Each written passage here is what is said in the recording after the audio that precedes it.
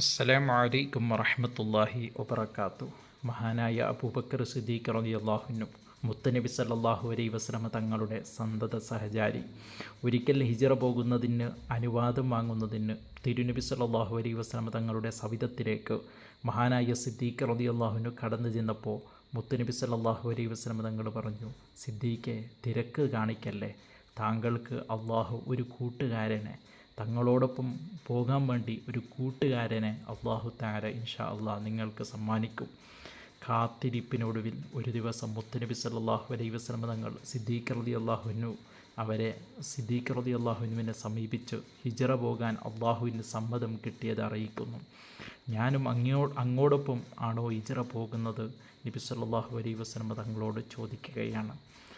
ഞാനും മുത്തുനബി സല്ലല്ലാഹു അലൈഹി വസല്ലം തങ്ങളോടൊപ്പമാണോ ഹിജ്റ പോകേണ്ടത്? ആ സന്തോഷത്തിൽ അവിടുന്ന് മഹാനവറുകൾ ചോദിച്ചപ്പോൾ മുത്തുനബി സല്ലല്ലാഹു അലൈഹി വസല്ലം തങ്ങൾ പറഞ്ഞു, അതെ സിദ്ദീഖേ.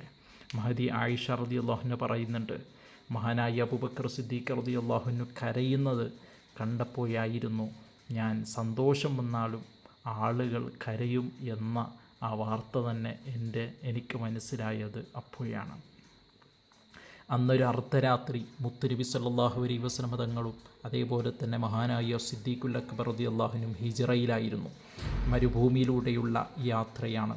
ചിലപ്പോൾ നബിയുടെ മുമ്പിൽ മഹാനായ സിദ്ദീഖ് റളിയല്ലാഹു അൻഹു നടക്കുന്നുണ്ട്, ചിലപ്പോൾ പിറകിൽ നടക്കുന്നുണ്ട്, ചിലപ്പോൾ ഭാഗം മാറി മാറി നടക്കുന്നുണ്ട്. എന്തിനായിരുന്നു ഇങ്ങനെ അവർ മാറി മാറി നടക്കുന്നത്?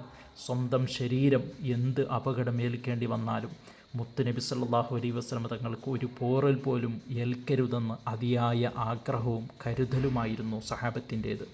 സൗറിലെ ചരിത്രവും അതാണ് നമ്മെ ഓർമ്മപ്പെടുത്തുന്നത്. പാമ്പിൻ്റെ വിഷമേറ്റ് ഓരോ രോമകൂപങ്ങളിലും വേദന അനുഭവപ്പെട്ടുകൊണ്ട് പ്രയാസപ്പെട്ട് മഹാനായ സിദ്ദീഖ് റളിയല്ലാഹു അൻഹു കഴിയുമ്പോഴും അവിടുന്ന് ആരംഭപ്പൂവായ ഹബീബ് റസൂലുള്ളാഹി സ്വല്ലല്ലാഹു അലൈഹി വസല്ലം തങ്ങൾക്ക് ഒന്നും സംഭവിക്കരുത് എന്ന കരുതലായിരുന്നു സിദ്ദീഖ് റളിയല്ലാഹു അൻഹുവിൻ്റെ സൗർ സംഭവം.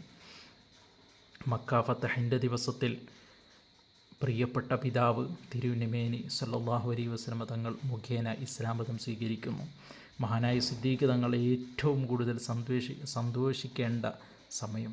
പക്ഷേ ശക്തമായ കരച്ചിലിലാണ് സിദ്ദീഖ് റളിയല്ലാഹു അൻഹു.